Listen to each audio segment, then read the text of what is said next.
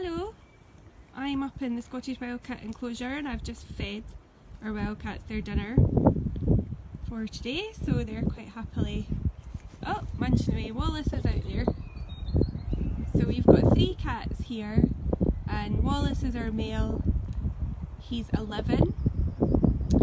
We've got Isla up here who's 9,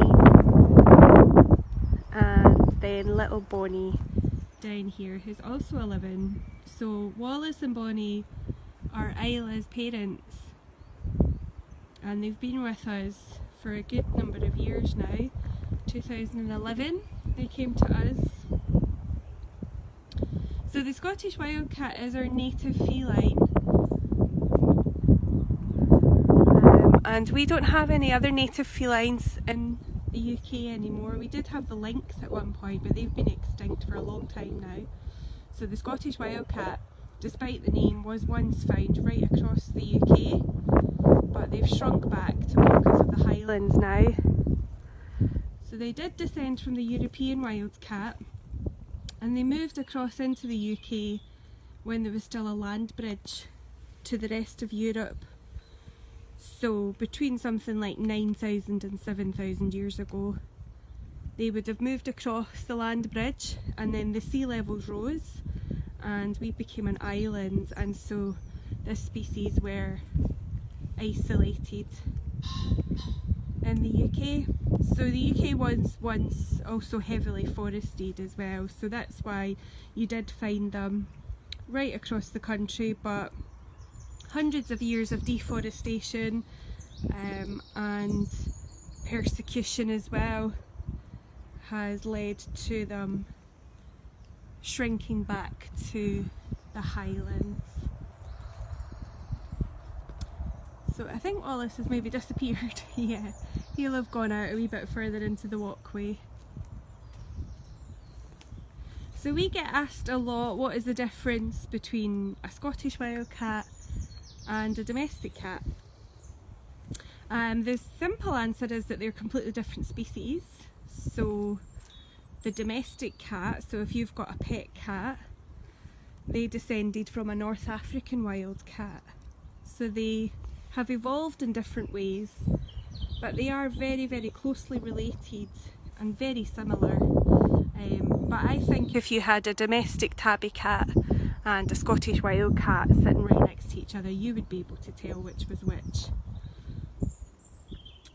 The Scottish Wildcat is about 25% bigger, roughly, than a domestic cat. They do have skeletal differences, so they're stockier animals. They're built for the wild. They've got a more robust jaw with stronger muscles to help with a wild diet, to catch prey and clamp down and kill them and eat them. They also have larger skulls, so Scottish Wildcat actually has larger brains than the domestic cat. There's coat differences as well between the Scottish Wildcat and the domestic tabby.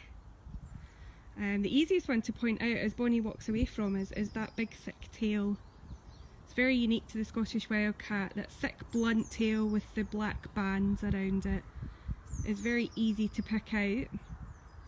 And a domestic tabby cat, or most domestic cats, will have a very thin tail which tapers to a point at the end, and they don't always have these bands as well.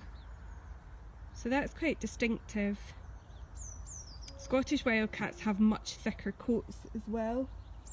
They're built for the wild, so I think they've got something like 20,000 hairs per square centimetre. So a domestic cat doesn't have such a thick coat. So they like a forest habitat, they like dense forest cover, but they will sort of skim the fringes of these forests and come out into moorland and grassland to hunt things like little rodents, voles, shrews, mice, maybe up to the size of a rabbit, something like that. That would be their preferred prey. And they are unfortunately struggling a lot in the wild. So our cats aren't breeding, but they have been playing a really important part in raising awareness about the Scottish wildcat. Unfortunately, they have been declared functionally extinct in the wild now. They think that there's probably not a viable population to sustain out in the wild, and the biggest problem has been hybridisation with domestic feral cats. So that's pet cats that have gone out and they live wild around the same places as the Scottish wildcat, and unfortunately they can crossbreed. And so the biggest issue has been that the genetics of the Scottish wildcat has been hybridising with the domestic feral cat for probably the last 100 years, if not a bit more than that. And so a pure Scottish wildcat is something that's very rare now, and unfortunately that is why they have been declared functionally extinct. There is a lot of conservation work going on to try and safeguard the species, a lot of research out in the Highlands to find these cats, safeguard habitat and control the feral cat population. Just trying to find cats for you, they keep disappearing. So fingers crossed we will be able to do a lot of conservation work for them. Work on a captive breed and release programme as well, and we'll hopefully be able to save our amazing Scottish wildcats.